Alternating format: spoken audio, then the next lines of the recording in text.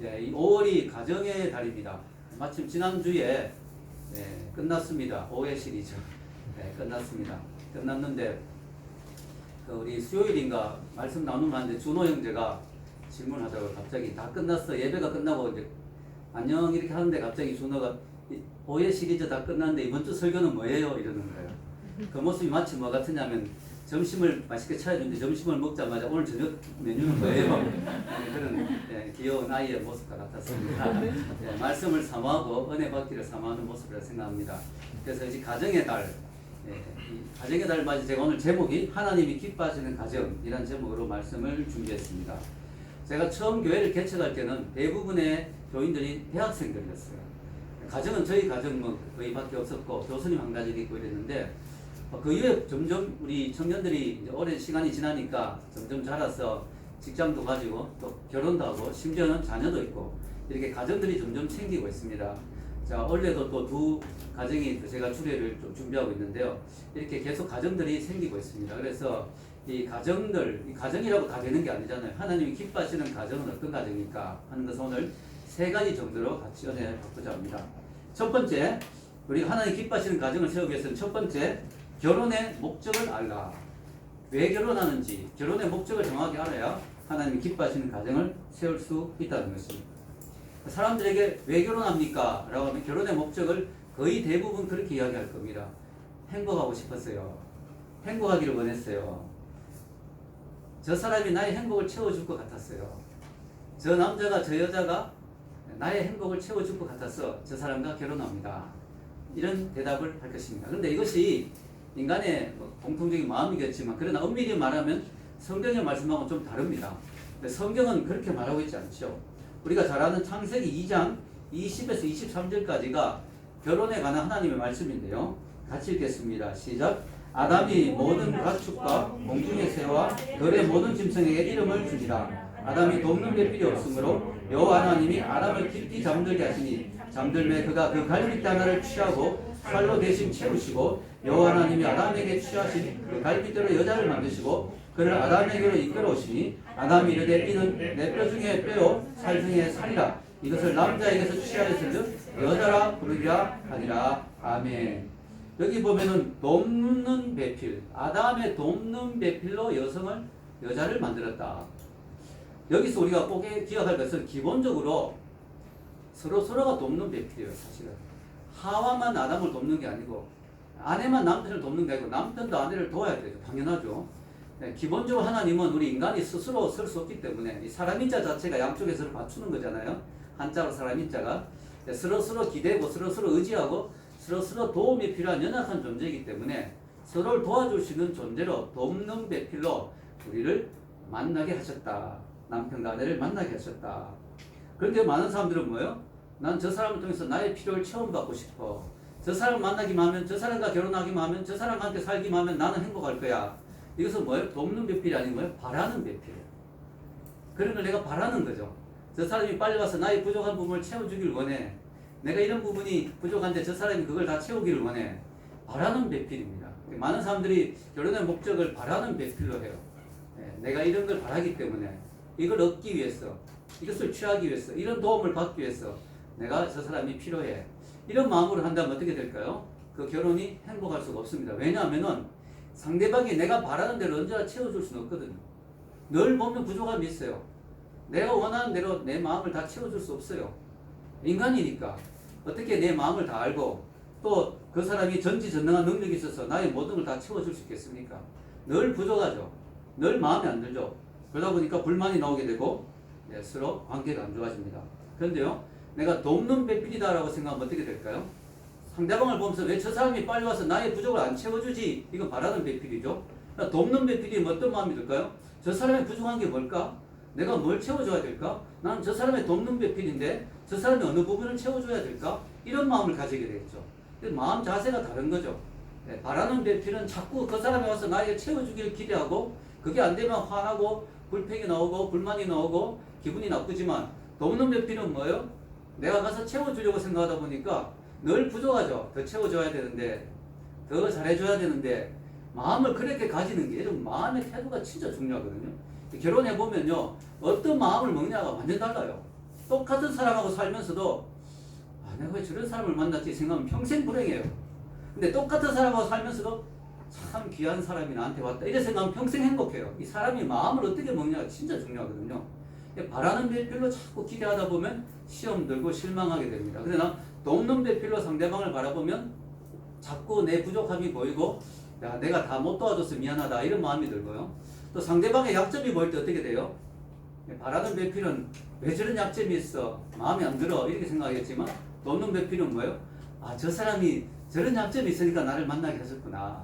저 약점이 내 눈에 보이는 것은 내가 저런 쪽에 잘하는 은사가 있구나. 여러분 내 눈에 그게 보이는 것은 내가 그쪽에 은사가 있는 거예요. 예를 들어 한쪽이 뭐 정리를 잘못한다. 근데 나는 막 어지러운 것을 못 참고 또 어지러운 게 막 눈에 잘 보여. 그럼 내가 정리하는 은사가 있는 거예요. 그럼 내가 그걸 하면 되는 거죠. 왜냐하면 내가 잘 못하는 걸 또 그 사람이 잘할 거예요. 그러니까 내 눈에 잘 띄는 거, 내가 눈에 잘 보이는 거, 그건 내 은사예요. 상대가 그 부분이 잘 못할 때는 바라는 배필이면 왜 저런 사람을 만났을까 생각했지만 돕는 배필이면 야, 저 사람이 저게 연약하니까 저런 부분이 약하니까 나를 만나게 하셨구나. 나보고 도와주라고 만나게 하셨구나. 이런 마음으로 하게 되는 거죠. 특별히 오늘 성경에 보면은 기본적으로 남편과 아내는 서로에게 돕는 배필이지만 아내의 역할을 좀 강조합니다. 여성에게 그 부분의 역할을 더 강조하죠. 돕는 배필 하면서 여성을 하나님이 만드셨죠. 그래서 이 부분에 대해서 오해가 있어요. 여성이 남성의 돕는 배필이다 라고 하면 사람들이 뭔가 비서 같은 느낌, 시종 같은 느낌, 그런 느낌으로 받아들이는 경우가 많습니다. 그래서 여자는 남자의 그냥 비서야, 뭐 도와주는 존재야, 심지어는 종이야 이런 개념으로 옛날에 사람들을 많이 받아들였어요. 근데요, 저는 이 말씀을 이렇게 가만히 묵상하고 또 많은 그 결혼에 관한 책들을 저도 설교 한 편 하면 책을 서너 권 읽는다 그러잖아요. 저도 이제 멍터리 소리 하면 안 되니까 기독교적인 좋은 결혼 서적들도 좀 읽고 했는데요. 많은 학자들이 이야기한 게 그겁니다. 뭐냐면은 이게 결코 여자가 남자보다 못하다는 의미가 아니다. 왜냐? 여러분 생각해 보면요. 돕는 사람이 더 대단한 사람일까요? 도움이 필요한 사람이 대단한 사람일까요? 더 연약하니까 도움이 필요할 거 아니에요. 도와준 사람이 더 대단한 사람이에요. 재밌는 것은요. 이 돕는 배필이란 돕는단 말이 에제르잖아요. 근데 이게 하나님께 많이 쓰여서 성경에. 근데 주로 하나님께 쓰인 말씀. 성경에 한 21번 쓰였거든요. 3번은 사람에게 쓰였는데 나머지는 다 하나님께 쓰였는데요. 하나님이 우리를 돕는 분이다 할 때 쓰였어요. 여기 제가 두 구절을 예로 넣었죠. 자, 10편 54편 4절 읽겠습니다.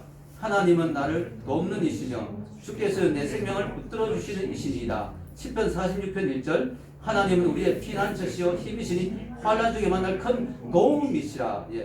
요거 우리 발음 그대로 도움이시라. 우리 도움이 하면 되게 무시하잖아요. 도움이들 무시하잖아요. 근데 하나님 우리의 도움이시더라. 자, 여러분 근데요 이렇게 했다고 하나님이 나보다 못한 존재인가요? 하나님 나한테 와서 도와주니까 하나님이 나보다 못하고 시종이고 비서고 나보다 못한 존재니까 나한테 와서 시중 들고 돕는 거 아니죠. 나보다 더 강하니까 내가 해결할 수 없는 문제를 하나님이 해결해 주기 위해서 나를 돕는 거예요. 그죠? 아멘? 그래서 여러분 사람에게 쓰이면 어떻게 됩니까? 사람에게 한 3번 쓰였는데 이때는 어떻게 쓰였냐면 군사적으로 강한 존재가 약한 존재를 돕는다 할 때 이 말이 쓰였어요. 그러니까 너무 신기한 게 사람에게 쓰일 때도 한 번은 이제 여성 돕는 배필 요거지 나머지는 군사적으로 강한 존재가 약한 존재를 돕는다는 의미로 쓰였어요. 그러니까 이 돕는 배필의 의미가 나보다 정말 열등하고 못한 존재가 와서 나한테 굽신거리면 시중든다는 개념이 아니고 나보다 더 능력이 뛰어나서 부족한 나를 보충해주고 도와주고 힘을 준다 이런 의미입니다. 그래서 여성분들이 좀 자부심을 가지면 좋을 것 같아요. 도움을 바라는 사람이 연약한 사람이지 돕는 사람이 연약한 사람이 아니죠. 여러분 그래서 여러분 이 돕는 배필로 우리가 서로를 대할 때 하나님의 목적을 이루게 됩니다. 왜냐? 하나님은 우리 인간의 연약함을 아시고 서로에게 돕는 배필로 서로를 주셨다. 이것이 1차적인 결혼의 목적이고요. 그 돕는 거 안에 여러 가지가 있겠죠. 외로움을 들어주기도 하고 여러 가지 어떤 필요를 채워주기도 하고 또 남자 여자가 다르잖아요. 그 다름을 또 채워주기도 하고 여러 가지가 있잖아요. 그런데 여기 1차적인 목적이고 또 하나는 여러분이 잘 알다시피 생명을 낳는 일. 남자 여자가 결혼해서 아이가 생기죠. 가정이 생기고 생명을 낳잖아요. 이 생명을 낳는 일이 바로 하나님이 부부를 통해서 하신 일인데요. 이것이 단순히 자녀를 낳아 키우는 것만이 아니고 이 과정에서 부부가 서로서로에 대한 희생과 사랑과 헌신을 배우는 거죠. 여러분, 아무리 부부 사이라 해도 무조건적으로 희생하고 헌신하는 게 결코 쉬운 일이 아닙니다. 그죠? 결코 쉬운 일이 아니에요. 그래서 그 과정에서 우리는 깎아지고 다듬어지는 거죠. 예. 왜냐하면은 이 모든 인간은 다 모난 부분이 있고 다 깎아져야 될 부분이 있거든요. 우리가 예수님 닮아야 된다고 그러잖아요. 예수님을 우리는 안 닮았잖아요. 예수님을 닮으려면 어떻게 할까요? 예수님을 안 닮은 부분 다 깎아내면 돼. 예. 그래서 우리가 부부 사이에서 바로 그런 일이 일어나는 거죠. 서로가 희생하고 헌신하고 또 때로는 서로가 이렇게 마음이 안 맞아 서로 다투기도 하고 그러면서 자신의 잘못을 깨닫기도 하고 이러면서 뭐요? 서로 깎아지고 다듬어지는 거예요. 그래서 이런 재미있는 말이 있습니다. 제가 여기 적어놓진 않았는데 예수님을 사랑하려면 혼자 살아가야 하지만 예수님을 닮아가려면 결혼을 해야 한다. 멋있는 말이죠. 예수님은 그냥 사랑하고 살려면 혼자 살아도 돼요. 예수님 사랑해요 이러고 혼자 살면 돼. 근데 예수님을 닮아가려면 결혼해야 돼. 결혼하면서 자신의 부족함을 보고 깨닫고 아껴지고 다듬어지면서 예수님을 닮아가는 거예요. 여러분 유명한 그 결혼 상담가 게리 토마스는 성스러운 결혼이라는 책에서 이렇게 말했습니다. 읽어볼까요? 예수님을 더욱 닮아가기 원한다면 결혼하는 것보다 더 좋은 방법이 없을 것이다. 결혼하면 어쩔 수 없이 어떤 인격적인 문제들에 직면한다. 결혼하지 않았다면 결코 직면할 일이 없을 문제들이다. 결혼하지 않았다면 결코 보지 못했던 자기의 모습을 보게 되는 거야. 자기의 인격을 보게 되는 거야. 조금 심하게 표현하면 자기의 밑바닥을 보게 되는 거지. 아, 내 속에 이런 모습이 있었나? 근데 이걸 모르고 어떤 사람이 이런 말을 합니다. 결혼했더니 당신 만날 때 내 성질이 더러워졌어. 결혼 만나 당신 만나가지고 내가 너무너무 예, 성질이 나빠졌어. 이렇게 말하는데 그게 아니에요. 없던 성질이 나오지 않습니다. 절대로. 내 속에 숨어있던 성질이 드러나는 거예요. 근데 그때 상대를 비난하지 말고 뭐예요? 아하, 하나님이 이 사람 중에서 나의 깎아져야 될 부분을 보여주고 계시는구나. 아멘? 그렇게 받아들여야 돼. 그렇게 받아들이고 내가 다듬어져야 되는 거죠. 그걸 상대에게 비난의 화살을 돌리면 끝이 없죠. 그리고 가정은 더욱더 전쟁터로 가게 되는 거죠. 당신 만나서 내가 지금 성격이 이렇게 돼서 이렇게 되면 끝이 없고 그게 아니고요. 어떤 성격이 나올 수가 없어요. 내 속에 숨어있던 성격이 인격으로 어떤 직분으로 사회적인 체면 위신으로 포장되어 있던 내 본 모습이 드러나는 거죠. 근데 그게 드러나야 치유가 일어납니다. 아멘. 그게 드러나야 변화가 일어나죠. 꼭꼭 숨겨두면 그 안에 옮아서 됩니까? 드러날 때 아프지만 그걸 통해 상대를 비난하면 끝없고 나 자신을 돌아보고 회개하고 기도하고 나 자신을 돌아보고 변화되는 계기로 삼으면 어떻게 돼요? 너무너무 놀라운 일이 일어나죠. 부부를 통해서 부부가 서로 점점 예수의 모습을 닮아가는 거죠. 제가 전에 그랬잖아요. 부부는 삼각형이어야 된다. 서로 마주보고 점점 다가가는 게 아니고 충돌하죠. 네, 그게 아니라 삼각형. 예수님을 바라보면서 점점 가까워지는 거예요. 삼각형이 이렇게 됐잖아요. 밑에 처음에 넓었잖아요. 부부관계가 멀었는데 예수님을 보면서 점점 가까워지는 거죠. 나중에 하나 되는 거죠. 우리가 이 예수님 안에서 우리가 서로를 그렇게 볼 때, 자신을 볼 때 우리가 변화될 수 있는 거죠. 자, 예수님 하나님이 부부를 만드시고 하신 말씀이 생육하고 번성하라. 이거는 절대로 혼자 할 수 없는 거죠. 생육하고 번성하는 거. 원칙적으로는 요즘은 뭐 인공으로 하기도 하지만 어쨌든 기본적으로 볼 때 절대로 할 수 없는 건데 결혼함으로 그게 가능하죠. 그래서 여자가 참 중요한 것 같아요. 여자가 오면서 생명이 오는 거죠. 아이를 낳고 이브가 하와가 뭐예요? 그 생명의 산자의 어머니라는 뜻이거든요. 그 자체가 생명을 의미하는 거예요. 그들은 지금 선악과를 따먹고 지금 죽음의 선고를 받았는데 그게 생명의 어머니라는 선언을 하는 게 참 놀라운 거죠.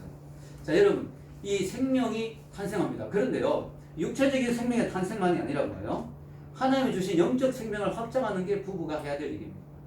자, 여러분 에덴 동산에 나무가 두 그루 있었어요. 하나는 선과 악을 알게 하는 선악과, 그죠? 또 하나는 뭐예요? 생명을 주는 생명나무. 근데 그걸 먹으면 영생을 누리고, 그런데 하나님이 그걸 주시지 않았죠. 왜냐? 인간이 선악과를 먹고 죄를 지어서 그때부터 영생하게 되면 안 되잖아요. 하나님 죽음의 심판을 받아야 되니까. 그래서 하나님께서 그 인간을 이렇게 에덴 동산에 쫓아내셨습니다. 그래서 우리는 생명나무를 잃어버렸어요. 근데요, 어떻게 된 줄 아세요? 우리 생명나무를 하나님이 그 이후에 주셨어요. 그 생명나무가 뭘까요?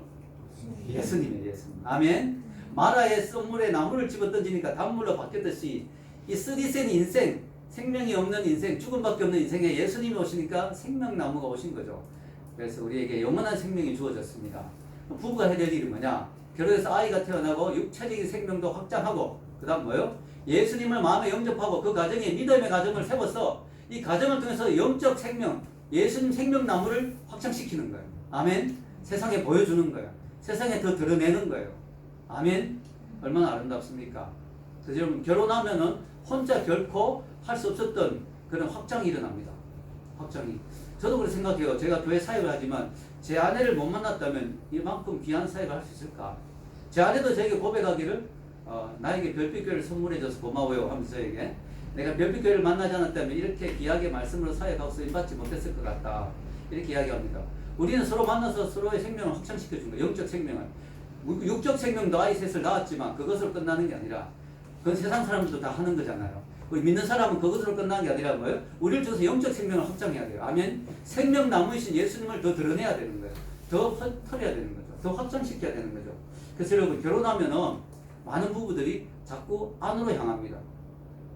내 남편, 내 아내, 우리 집, 내 새끼들, 내 아이들 자꾸 좁아져요. 사람들이 결혼하고 난데 그거는 성경적이지 않습니다. 우리 성경적에서 뭐냐? 결혼하고 나면 더 확장돼야 됩니다. 밖으로 향해야 됩니다. 우리 부부가 어떻게 하면 세상을 더 잘 섬길까?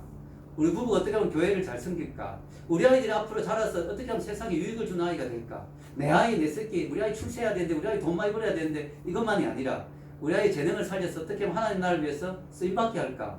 그러니까 우리가 눈을 밖으로 돌리고, 이 점점 확장돼야죠, 부부가. 자꾸 좁아지는 부부가 있어요. 자꾸 자기 것만 챙기고, 자기 가정만 돌보고, 자기 아이들만 챙기고, 그런 욕 많이 먹잖아요. 어디 가서 아이가 막 떠들고 식당이 시끄러워도 내 새끼 그리고 그 아이만 챙기고 다른 사람 피해주는 거 전혀 신경 안 쓰고 그거는 정말 잘못된 거죠. 이 아이가 사람들에게 사랑을 전하고 하나님의 사랑을 전하고 예수님의 생명을 드러내고 자꾸 밖으로 향하는 부부가 되어야 될 줄 믿습니다. 두 번째는요. 자, 하나님 기뻐하시는 가정을 위해서는 가정을 지키는 법을 알라. 가정을 잘 유지하고 지키는 법. 이 유지하고 지키는 것도 참 힘들어요. 가정을 이루는 것도 어렵지만 가정을 잘 유지하고 지키는 것도 힘들다. 특히 요즘같이 참 이혼이 높고 여러 가지 문제가 많은 가정이 많잖아요. 이 가정을 잘 건강하게 지키는 것도 참 힘듭니다. 가장 기초는 뭘까요? 가정의 주인이 하나님이신 걸 인정하는 거죠. 그래야 그 기초가 든든하죠. 가정이라는 집을 세울 때 반석이 이 기초가 튼튼해야 되잖아요. 특히 높은 집을 세울 때 더 빌딩을 세울 때 반석이 튼튼해야 되죠. 가정의 기초가 허물어진다면 아무것도 안 되는 거죠. 예수님이 모래 위에 세운 집 그러잖아요. 모래 위에 세운 집은 잘 몰라요. 이게 모래 위에 세운지 반석 위에 세운지. 폭우가 불면 알죠. 금방 무너져 버리죠. 그래서 겉으로 보이는 게 전부가 아니에요. 저 가정 참 멋있어 보인다. 야, 저 가정 참 부럽다. 한순간에 연예인들 갑자기 막 이혼해버리고 뭐 자살해버리고 이러잖아요. 그죠? 저 가정 참 우린 부러웠는데 저렇게 인기가 있고 돈도 많고 좋은 집에 살고 야, 저 가정 부럽다. 야, 빌 게이츠 너무 부럽다. 돈도 저래 많고 한순간에 이혼해버리고 야, 이게 하나님의 기초 위에 안 세워주면 안 된다는 거야. 성경이 분명히 말하고 있죠. 우리 시편 127편 1절 읽겠습니다. 여호와께서 집을 세우지 아니하시면 세운 자의 수고가 헛되며 여호와께서 성을 지키지 아니하시면 하수근에 깨어있음이 헛되도다. 돈만 좀 많으면 우리 집이 진짜 든든하게 세워질 텐데 진짜 돈만 많으면 우리 집이 부러울 것이 없고 우리 가정이 정말 건강할 텐데 튼튼하게 세워질 텐데 싶어도 빌 게이츠 보면 얼마 전에 아마존 만든 그 CEO 그 사람도 이혼했어요. 가정이 깨지면 우리가 봅니다. 그래서 야, 이 돈 많다고 명예가 높다고 뭐 인기가 좋다고 야, 좋은 집에 럭셔리한 집에 산다고 그 가정이 꼭 건강한 가정은 아니다. 그 가정의 행복을 보장할 수 없다고 우리가 알 수가 있어요. 하나님이 도와주시지 않으면 그 가정이 설 수가 없다는 거예요. 그래서 기본적으로 우리 가정을 건강하게 유지하기 위해서 하나님 기뻐하시는 가정이 되기 위해서는 가장 중요한 건 뭐냐? 이 가정의 주인이 하나님이심을 인정한다. 그것은 뭐냐면 우리가 예배 때 부부가 같이 예배 드리고 또 할 수 있다면 같이 일주일에 한 번이라도 가정 예배 드리고 또 말씀을 서로 나누고 또 중요한 결정할 때 같이 기도하고 결정하고 아멘? 이런 것이 필요하다는 것이죠. 두 번째는요. 실제적인 건데요. 우리가 상대방에 대해서 계속 관심을 가져야 됩니다. 관심을. 결혼하기 전에는 막 관심을 가지잖아요. 그 사람의 마음을 얻기 위해서. 근데 결혼하고 나면 어떻게 돼요? 이제 내 사람이다 이래서 관심을 끄는 경우가 많아요. 특히 위험한 게 이제 아이가 생기면 특히 아내는 아이에게 너무 신경을 쓰다 보니까 남편을 너무 이렇게 관심 안 가진 경우도 있죠. 네. 그래서 그런 것들. 여러 가지 어떤, 결혼해서 처음에만큼 관심 가지기 쉽지 않을 거예요. 그러나 끊임없이 관심을 가져야 됩니다. 왜냐하면 결혼을 아름다운 꽃이 핀 정원으로 표현할 수 있는데요. 정원은 결코 저절로 가꾸어지지 않습니다. 그냥 밭에 정원에 꽃 씨 좀 뿌리고 대충 던져놓는다고 정원이 가꾸어지지 않아요. 계속해서 벌레를 잡고 또 비료를 뿌리고 물을 주고 돌봐줘야 정원이 아름답게 가꾸어지지. 그냥 던져놓으면 정원은 엉망이 됩니다. 이 가정이라는 아름다운 정원은요, 결코 저절로 그렇게 계속 유지되지 않아요. 계속 우리가 관심을 가지고 마음을 주어야 돼요. 여러분, 특별히 남자와 여자가 다르다는 사실을 인식해야 돼요. 여기서 많은 문제가 발생하죠. 남자, 여자가 사고방식이나 생각하는 거나 스타일이 다 다르죠. 특별히 모든 남자가 다 그렇고 모든 여자가 다 그런 건 아닌데, 일반적으로 보면 남자들은 어떻게 돼요? 객관적이고 좀 논리적이죠. 여성들은 주관적이고 또 감성적이죠. 이게 어느 한쪽이 더 좋다 나쁘다가 아닙니다. 너무너무 하나님이 이 세상을 아름답게 만드셨어요. 두 사람이 조화를 이루면, 두 가지가 다 서로 조화를 이루면 더 완벽하죠. 그래서 그걸 위해서 남자 여자를 만드시고 자네와 우너를 다르게 만드셨죠. 그래서 남자들은 좀 논리적이고 좀 주관적이죠. 그러다 보니까 여성들하고 대화할 때 뭐예요? 여성들은 막 다 그런 거 아닙니다. 여성들 보면 막 말이 많고 막 이 말하다 저 말하다 갑자기 막 섞여들고 막 이래요. 그럼 남자 이 객관적이고 논리적이 못해 좀 답답하다 이야기하는데 이렇게 느낄 수 있어요. 여성들은 그럼 남자와 대화할 때 어떻게 느끼느냐? 남자 똑똑하고 논리적이고 주관적인 좋은데 뭐예요? 거기에 전혀 따뜻함이 없어. 사랑이 없어. 너무 냉철해.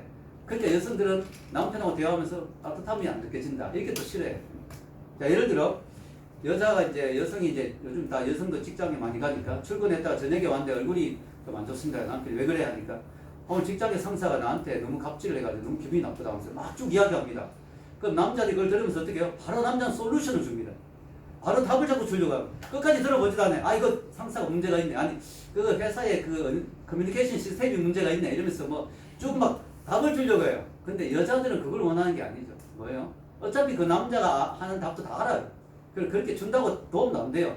여자가 듣고 싶었던 그 말을 오늘 직장에 있었던 일을 막 30분 동안 이야기한 이유는 뭐예요? 이 말을 듣고 싶은 거죠. 당신 정말 힘들었겠네. 야, 참 고생 많다. 진짜 그 사람 너무 심하다. 나쁜 사람이네. 동의해주고, 같이 위로해주고, 야, 당신 그래도 진짜 훌륭해. 그 힘든데 그렇게 또 직장생활 꾸치하고, 야, 당신 참을성이 대단하다. 이게 좀 위로해주고, 그래도 내가 있잖아. 이렇게 해줄 걸 원하는데, 남자들은 그 따뜻한 말 한마디도 없고, 야, 너가 지금 직장에서 이 시스템이 잘못됐단 말이야. 이렇게 계속 나가면 안 된다는 거죠. 남자와 여자의 차이를 어떤 사람이 이렇게 말합니다. 남자의 머리는 와플과 같다. 여자의 머리는 스파게티와 같다. 와플은 보면 딱딱 구역이 정해져 있잖아요. 그죠? 딱딱. 남자는 머리에 딱딱 구역이 가정일, 직장일, 교회에 딱딱딱 정해져 있어요. 여자들은 막 섞여 있어요. 스파게티처럼 막 엉클려져 있어요. 근데 그게 뭐가 나쁘다 좋다가 아니에요. 그렇게 만들어져 있어요. 남자는 목적 지향적이고 여자는 관계 지향적입니다. 그래서 예를 들어 지갑을 서로 백화점에 갑니다. 그 남자는 어떻게 합니까? 주차하면서 벌써 생각해요. 차를 어디 주차하면 제일 빨리 갈 수 있고, 그 다음 내려서 몇 층으로 올라가면은 지갑이 있지. 내려서 그 잘 모르면 안내판을 봐야 되겠구나. 그래서 막 딱 내려가 바로 딱 직진해가지고 지갑 딱 사서 내려옵니다. 근데 여자들은 안 그래요. 올라가면서 중간에 옷가게 이쁘게 있으면 저 옷 너무 이쁜데 내가 지금 입고 싶었던 것이 나한테 갑자기 지갑 사는 깜빡 잊어버리고 들어가서 막 옷 올라가서 옷 입고 막 그럽니다. 또 올라가다가 너무 분위기 좋은 인테리어 좋은 카페를 보면 야, 카페 너무 분위기 좋다. 너 차 한잔 합니다. 그러다가 이제 나중에 지갑 사서 갖고 옵니다.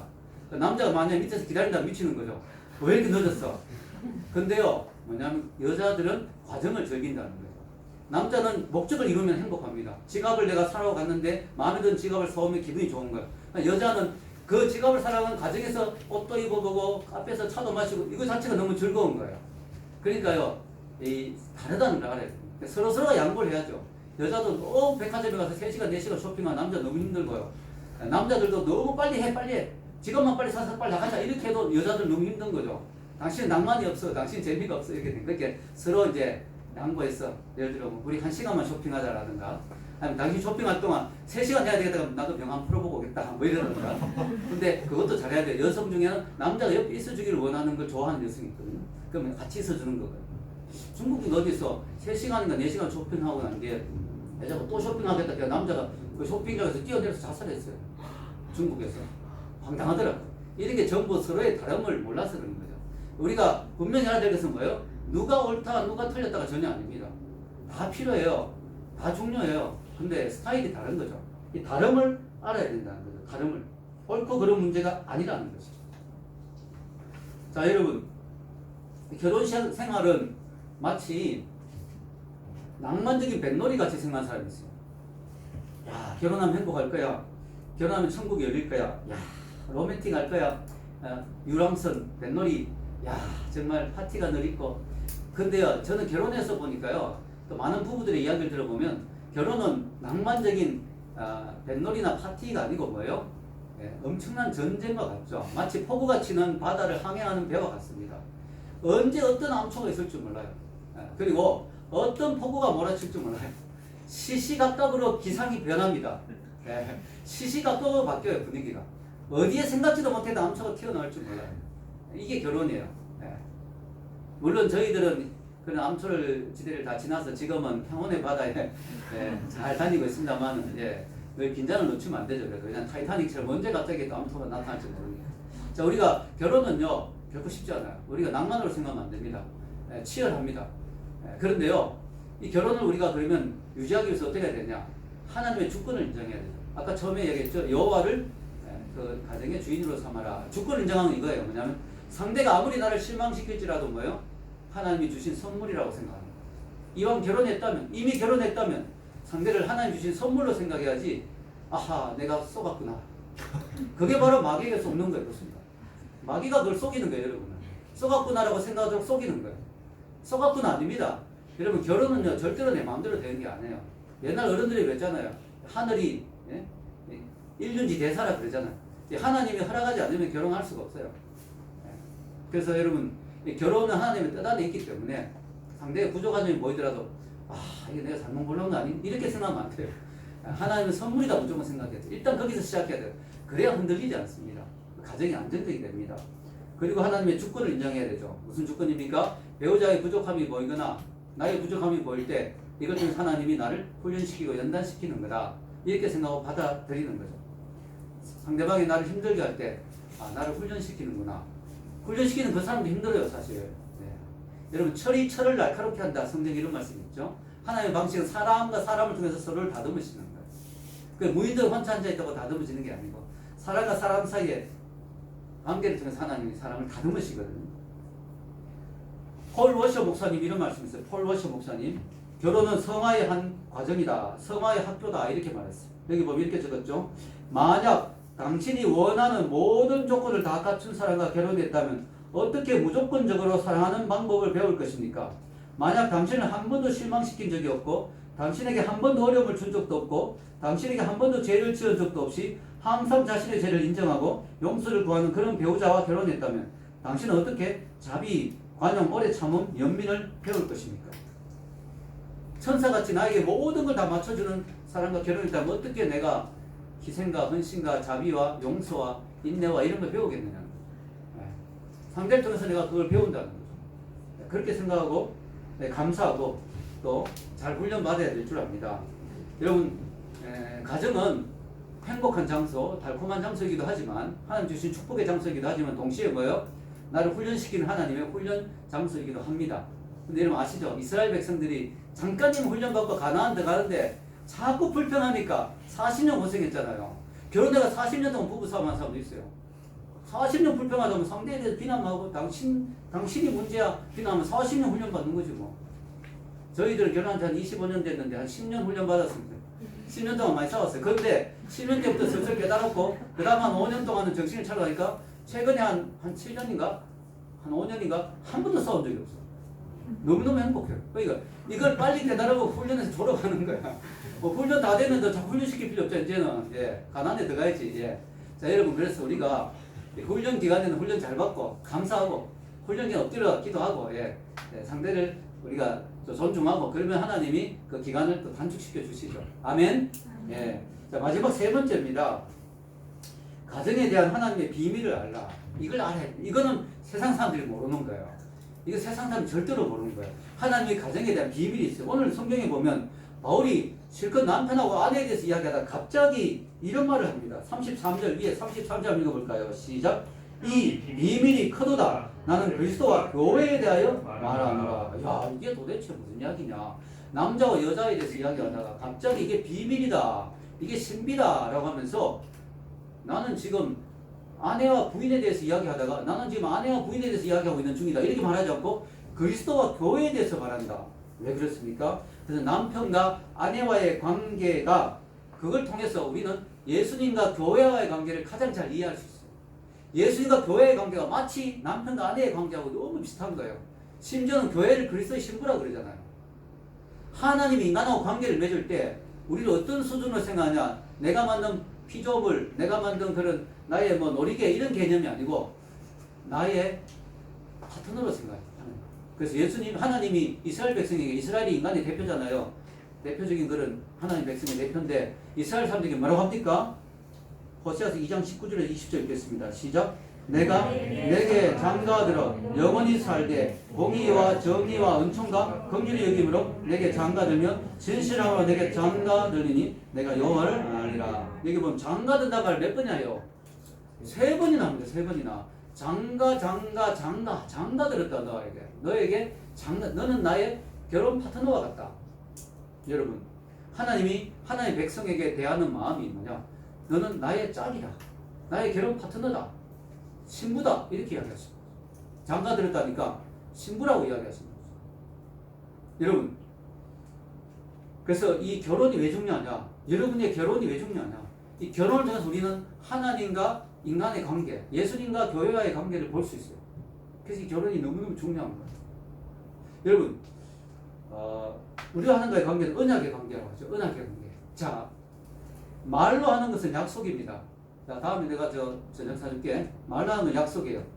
자, 이 집 계약했습니다. 계약하는 것은 걸로 하는 거예요. 걸로 하는 건 계약이에요. 언약은 피로 하는 거예요. 그래서 언약식 할 때 하나님 피를 뿌립니다. 시내산에서 언약 맺을 때 피를 뿌립니다.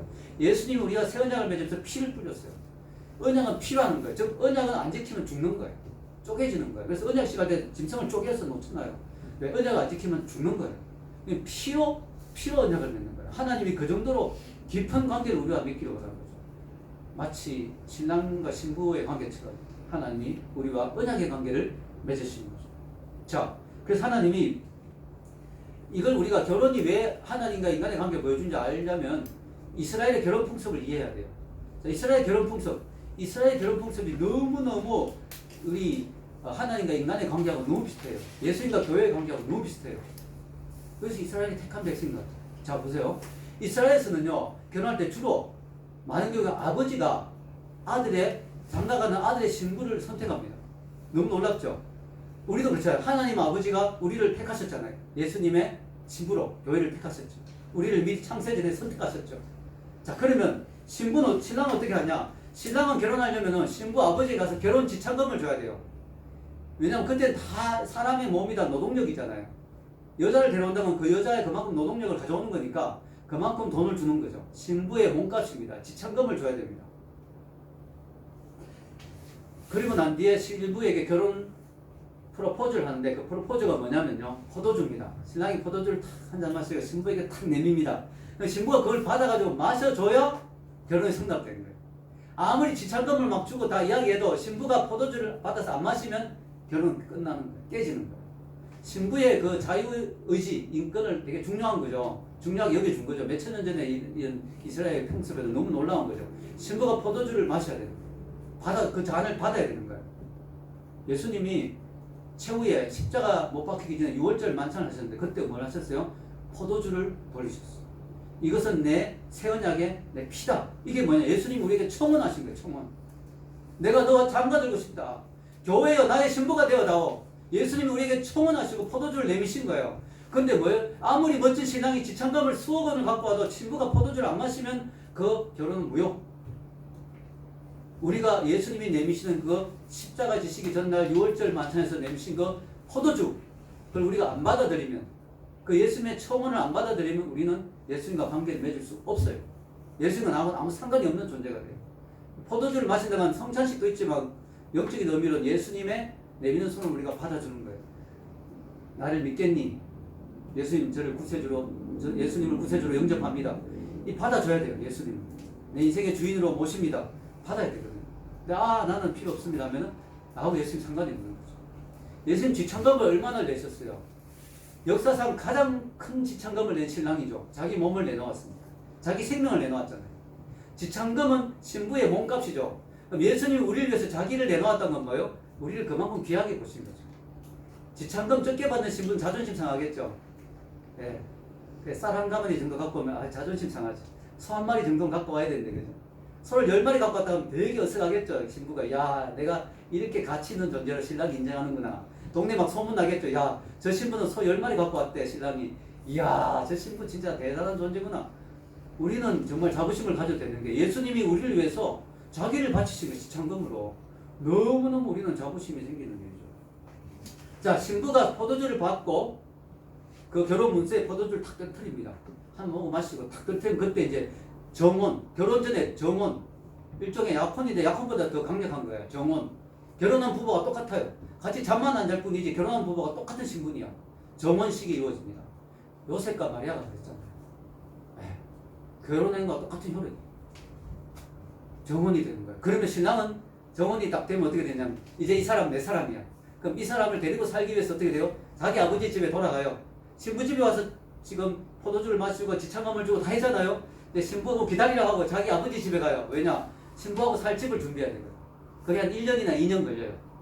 집을 준비하러 가는 거예요. 근데 그냥 가면 또 수반이가 신부에게 결혼 반지를 줍니다. 정원의 표시로.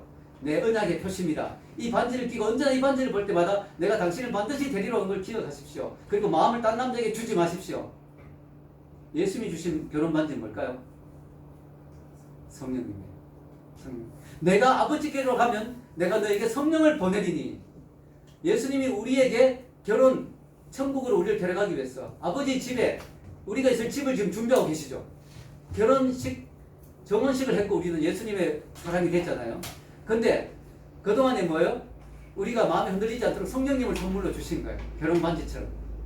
그럼 예수님은 지금 예수님 지금 뭐 하세요? 아버지 집에 가서 우리가 있을 집을 준비하세요. 예수님이 그래서 요한복음에 보면 예수님이 십자가 못 박히기 전에 제자들에게 이런 말씀을 남기시는 거죠. 읽어보겠습니다. 너희는 마음에 근심하지 말라. 하나님을 믿으니 또 나를 믿으라. 내 아버지 집에 그할 것이 많더라. 그렇지 않으면 너에게 일렀으리라. 내가 너희를 위하여 거처를 예배하러 가노니 가서 너희를 위하여 거처를 예배하면 내가 다시 와서 너희를 내게로 영접하여 나 있는 곳에 너희도 있게 하리라. 예수님이 이 약속이 바로 그겁니다. 내 아버지 집에 너희들이 있을 곳을 준비한다. 신랑이 신부를 위해서 보통 아버지 집 옆에 짓는데요. 집을 한 채도. 네. 아버지 집에 그할 곳이 많다.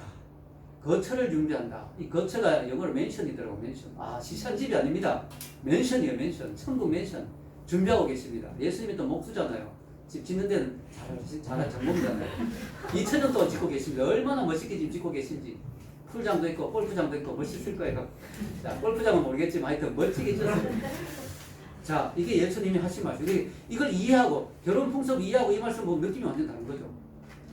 그리고 때가 되면 이제 아버지가 이야기합니다. 이게 예수님 신랑은 절대로 날짜를 정할 수 없어요.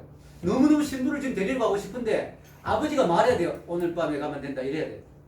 아버지가 말해야 돼. 신랑이 마음대로 못 가요. 그래서 예수님이 다시 오는 재림은 천사도 모르고 아들도 모르고 아버지만 안다. 그 이유가 예수님이 하나님인데 모를 리가 없죠. 근데 아버지의 권한이라는 거야.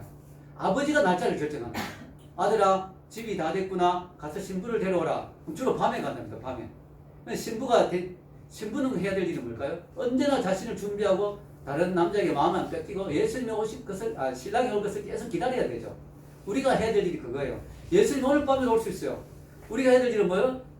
정결한 신부처럼 세속에 물들지 않고 우상을 섬기지 않고 다른 데 마음 뺏기지 않고 예수님을 계속 기다리는 거야. 그러면 그날이 옵니다. 그 밤이 와서 신랑이 데리러 옵니다. 근데 너무 재밌는 게 뭔지 아세요? 이게 또 기가 막히더라고요.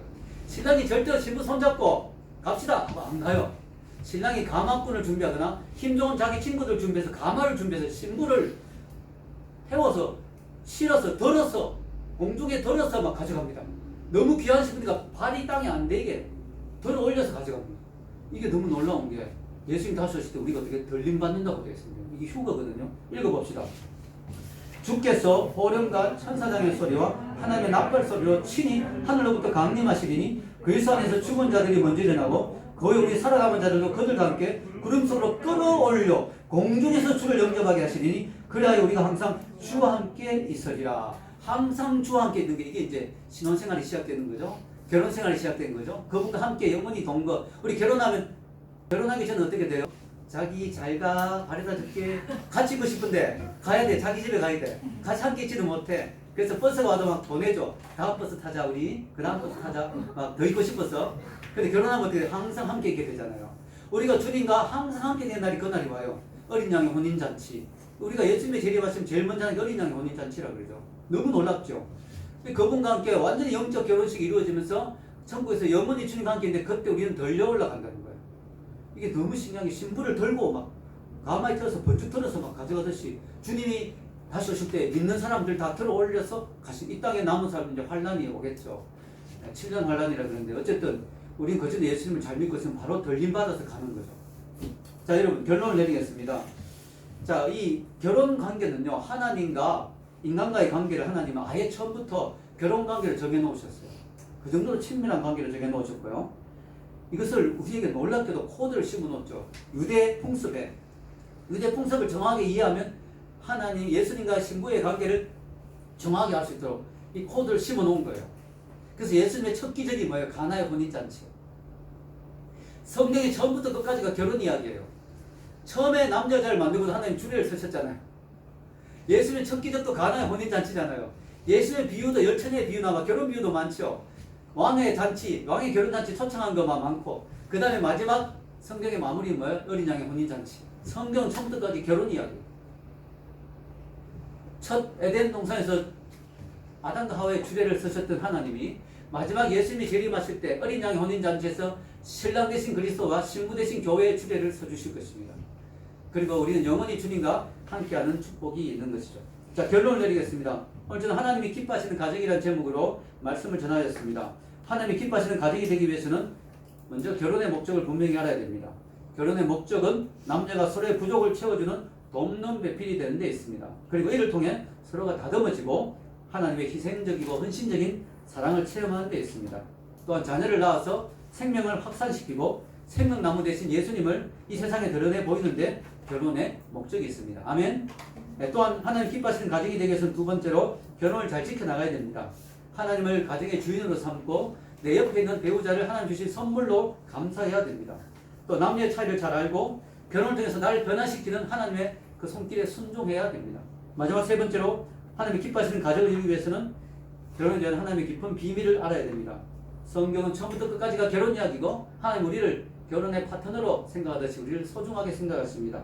그래서 우리는 이 결혼을 통해서 인간의 결혼을 통해서 하나님의 그 마음을 알고 우리를 향한 끝없는 하나님의 사랑을 이해할 수 있어야 됩니다. 이런 은혜가 여러분에게 있으시기를 주의 이름으로 축원합니다. 기도하겠습니다.